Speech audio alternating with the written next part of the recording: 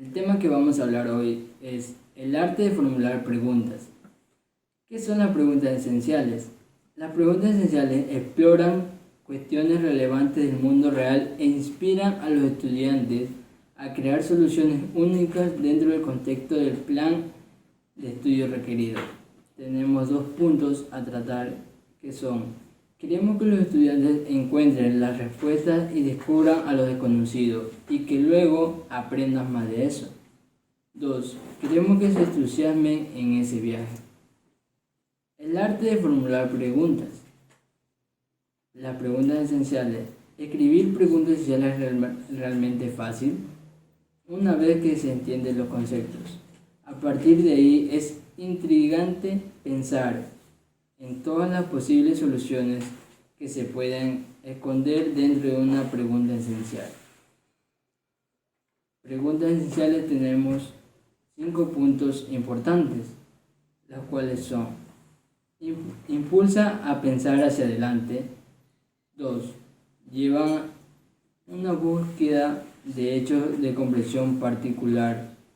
3. Se basa en qué hacer y cómo hacer lo que se hace de manera adecuada a las preguntas analíticas para llegar a lo esencial. 4. Da un campo mayor. 5. Son la clave para el pensamiento productivo, un aprendizaje profundo y vivir con efectividad. Yo les estaré hablando sobre la estructura del pensamiento, pero antes vamos a definir qué es el pensamiento. Pues el pensamiento es la capacidad que tienen las personas al formar ideas y representaciones de la realidad mental, haciendo comparaciones unas con otras. Una manera de dar disciplina a sus preguntas es enfocarnos en los componentes de la razón o partes del pensar. Pues aquí tenemos 8 estructuras, las cuales nos permitirán a lograr tener una mejor habilidad al momento de pensar. Primero, cuando pensamos tenemos un propósito. Segundo, dar un punto de vista. Tercero, basado en suposiciones, aquí asumimos antes de elaborar el juicio. Cuarto, que llevan a implicaciones y consecuencias. Quinto, usamos datos, hechos y experiencias. Sexto, para hacer inferencias y emitir juicios. 7. Basados en conceptos y teorías. Y por último, al intentar contestar una pregunta y resolver un problema. ¿Por qué es importante la estructura del pensamiento? Pues es importante ya que esta le da lugar a la creatividad del individuo al desarrollar un plan, un modelo, una hipótesis y le puede servir para encontrar solución al problema. Todo pensamiento responde a una pregunta. Presuma que usted no comprende del todo una idea hasta que entiende la pregunta, de dónde salió. Las preguntas que enfoca preguntas sobre el pensar incluyen: no estoy seguro sobre exactamente qué pregunta usted hace. ¿Puede explicarle? ¿Es esta pregunta la mejor pregunta en este momento? ¿O existe otra pregunta más importante que necesitamos enfocar? Cuestionar conceptos. Los conceptos son ideas que usamos al pensar. Nos permiten agrupar cosas de nuestras experiencias en diferentes categorías, clasificaciones o divisiones. Son la base de las etiquetas que le asignamos a las cosas en nuestra mente. Representan nuestro mapa mental del mundo, que nos indican cómo operan las cosas y qué podemos esperar de ellas. Por medio de nuestros conceptos, definimos situaciones, eventos, relaciones y objetos de nuestra experiencia. Los asuntos de mucha importancia dependen de cómo conceptualizamos las cosas.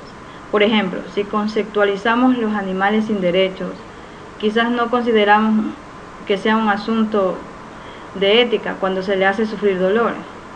Podríamos considerarlo ser nada más que nuestra propiedad para destruir o mantenerlo como nos guste. Sin embargo, tenemos el concepto de trato humano para los animales. ¿De qué conceptos o ideas depende esto? ¿Qué presupone? ¿Qué implica? Estas son preguntas conceptuales. Todo pensamiento conlleva a la aplicación de conceptos. Presuma que usted no comprende del todo un pensamiento hasta que comprueba los conceptos que lo definen y le dan forma. Las preguntas que enfocan en los conceptos del pensamiento incluyen: ¿cuál es la idea central que usas en tu razonamiento? ¿Estamos usando el concepto apropiado o necesitamos reconceptualizar el problema? ¿Necesitamos más hechos o necesitamos repensar cómo calificamos los hechos? Nuestra pregunta es legal, teológica o ética. A continuación, el tema del que voy a hablar es de cuáles son las habilidades mentales. Se dice que las habilidades mentales son características y capacidades propias del ser humano, que pueden ser consideradas como una destreza que nos ayuda a la ejecución de un acto o una cosa.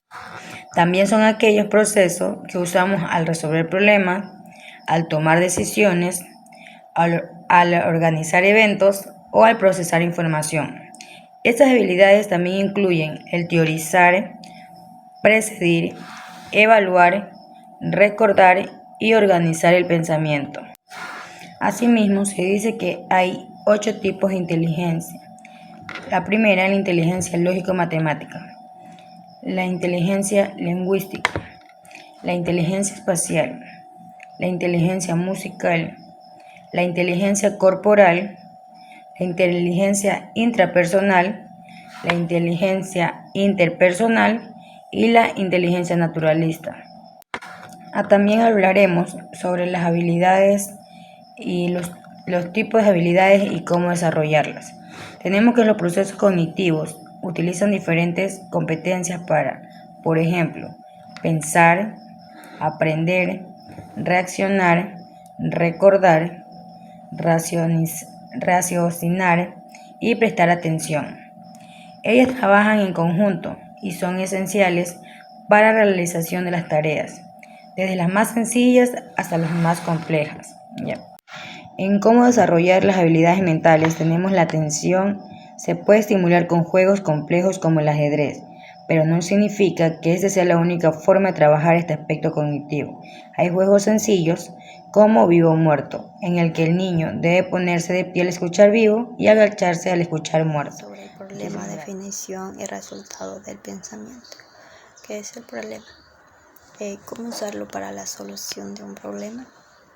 Se debe ser capaz de analizar con precisión el problema separando la información para determinar las prioridades del orden de la importancia. De tal modo que para esto se necesita responder a las siguientes preguntas, como quién, qué, cuándo, dónde y por qué. También se recomienda seguir los siguientes pasos para poder analizar bien el problema.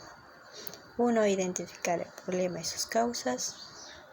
Hacer las preguntas correctas. Identificar y evaluar las consecuencias.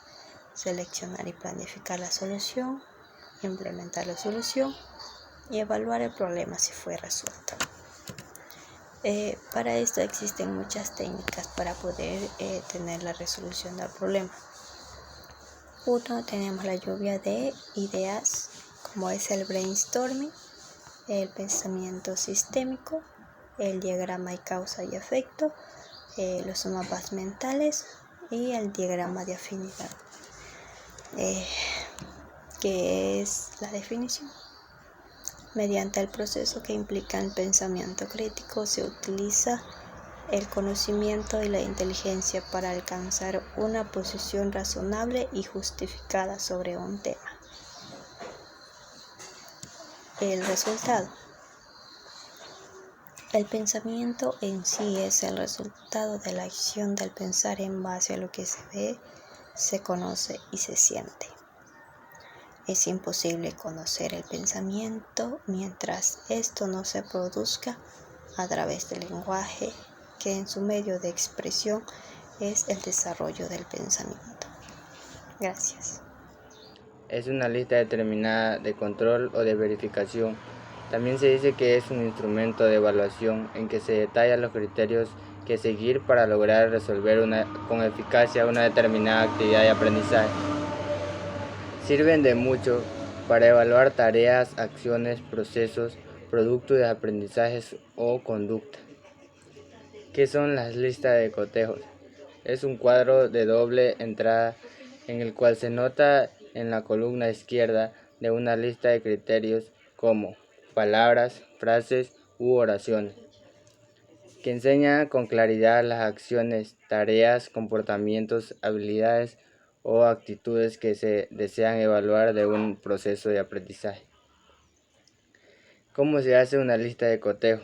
Bueno, los siguientes pasos para hacer una lista de cotejo es incluir datos de identificación, tener en claro lo que desea evaluar, expresar los criterios claros y concretos, evitar la ambigüedad.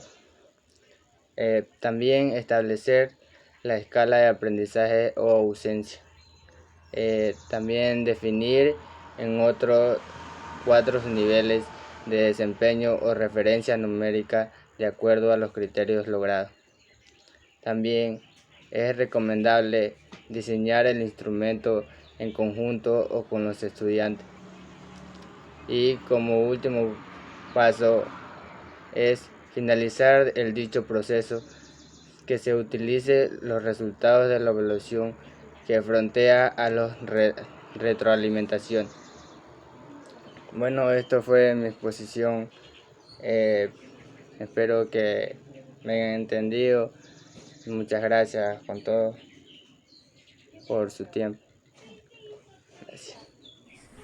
Las preguntas empíricas son preguntas que se contestan mayormente por medio de la terminación de los hechos. Al hablar de empírico, estamos hablando de textualmente palabras que se basan bajo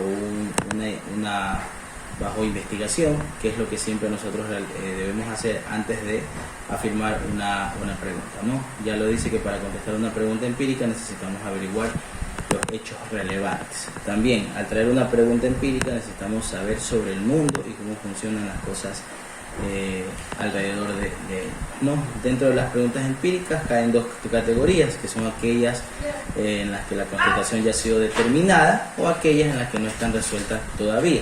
Las que ya tienen una contestación determinada, es decir, que ya se han basado en hechos, ¿sí?, afirmativos, aquí es donde se identifican los recursos de una manera confiable para contestar una pregunta. Al contrario de las que aún todavía no son resueltas, estas se basan, como ya lo dije anteriormente, bajo hipótesis,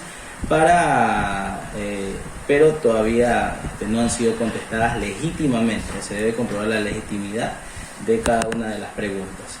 Ejemplos de preguntas empíricas resueltas: ya teniendo una estadística ya completa, ¿cuántas personas mueren cada año por SIDA? Eso es una pregunta que nosotros nos podemos hacer, y ya teniendo estadísticas se puede corroborar la cantidad de personas que ya han fallecido. Las preguntas que están sin resolver aún es: ¿cómo podemos curar el SIDA?